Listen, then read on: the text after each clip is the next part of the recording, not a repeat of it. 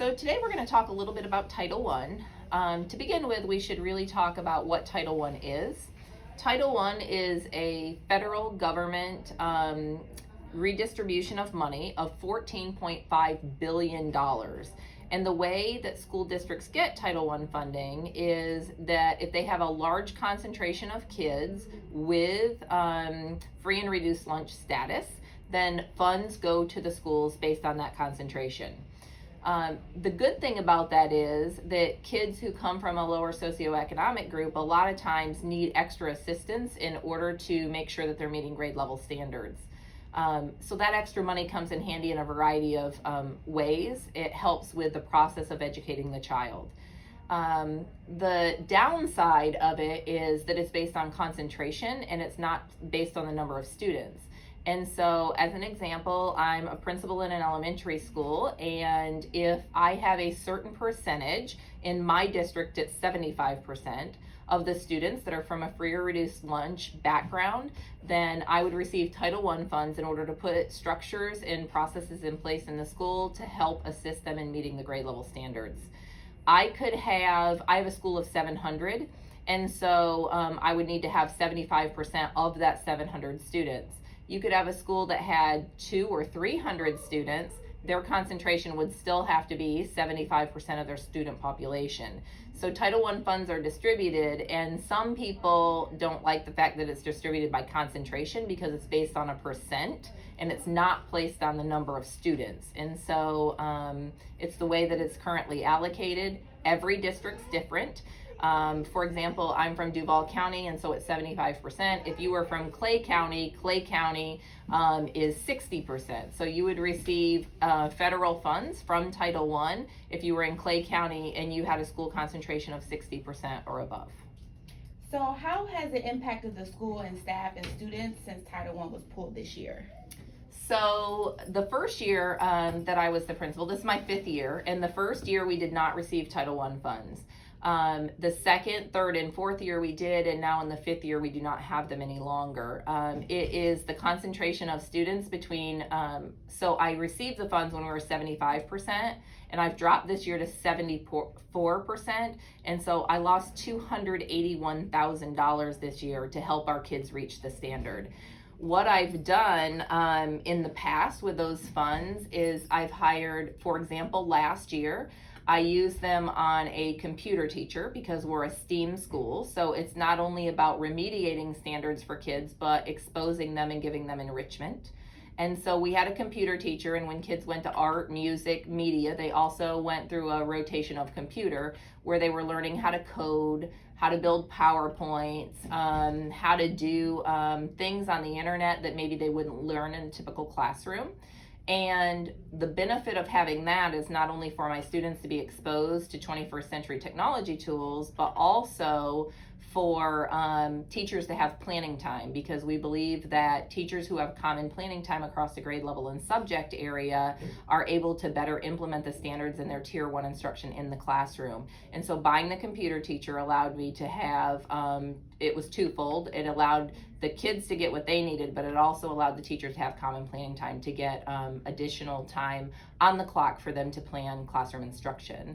I also, with that, purchased reading tutors. So I had 2 intermediate reading tutors and 1 intermediate math tutor. So we looked at 3rd, 4th, and 5th grade student scores as we came from baseline assessment into quarterly assessment and then mid-year, and we would target the kids who were behind with the standards, and they would go into a Tier 3 instructional support with that tutor.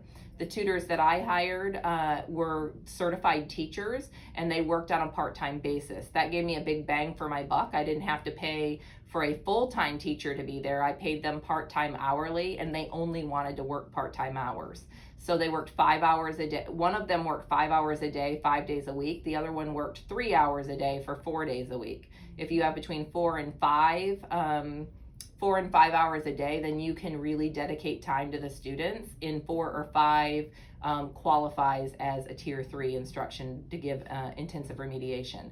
We also have some paraprofessionals that were doing remediation in the primary school in K1 and 2. And we used Title I funds to purchase programs. Leveled literacy intervention was one of them, where they could use it with the kids to make sure that they'd master those grade level standards. The other thing that I have been purchasing with Title I funds are a reading and math coach. The reason that you have reading and math coaches in the building is because they have a broad picture of what's going on in kindergarten through 5th grade. And so they're a resource for teachers to do push-in support in the classroom, co-teach alongside of them, give them advice. The coaches were also running weekly common planning sessions with the teachers and looking at pacing guides, student work, and analysis. When you lose Title I funds and you lose $281,000 the way I did this year, it strips all of that support away because I don't have additional funds that I could use to purchase those things. And so we went from having all of that support to having no reading coach this year, no math coach. I had to cut one of the reading tutors. I had to cut the math tutor. And then I also had to scale back on how I was paying for a computer teacher. So I had to convert another position from a different part of my budget in order to still support the computer teacher. I also had to take money from another part of the budget and from general operating funds to help run the one tutor. Because although we went from 75 to 74%, of free and reduced lunch kids, we still have about the same need as we had last year or this year. We just don't have the money in order to support all those extra programs and people. So with all of these changes that are happening and that have happened, how do you feel like this impacts the community of losing Title I funds? I think that I think that the community sees schools based on how they're graded in the state of Florida, to be honest with you. And so we have maintained the designation of an A school. And so honestly, there are a lot of community members that probably don't think that we're Title I. There is a preconceived perception of what being Title I means.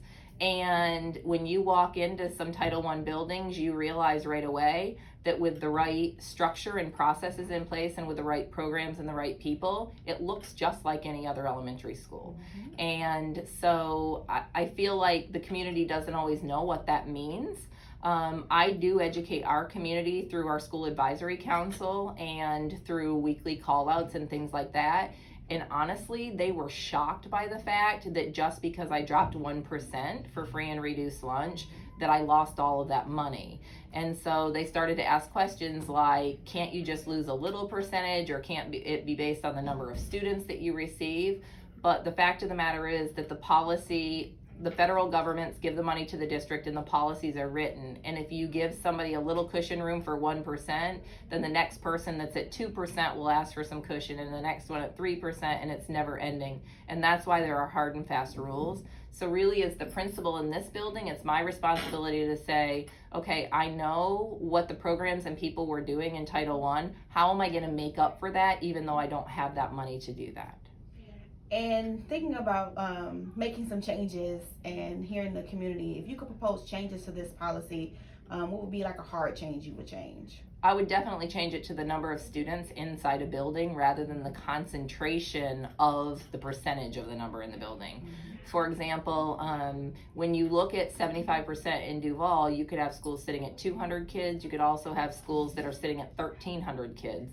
I came from a school that, for example, had 1,275 kids, and as a sitting AP, we had the same number of kids as 100% of a 400 school sitting. We had 400 kids that were at risk too, that needed some Title I support and never got it because the concentration of students within that building only sat between 40 and 50%, did not sit higher than that. So that would be one change I would make. All right, well, thank you so much. I know at the beginning we forgot to introduce you, so no problem. Sure. I'm Suzanne Schau. I'm the principal at Kernan Trail Elementary School. I've been a sitting principal now. This is my 5th year, and I'm very passionate about this subject of Title I funds because I saw how important implementing Title I funds were for our students and for our school as a whole in being able to help kids reach the standard. And so I'm hopeful that we'll be back to the 1% next year to reach 75 and be able to implement that again. All right, we appreciate you and thank you so much for your time. Thank you.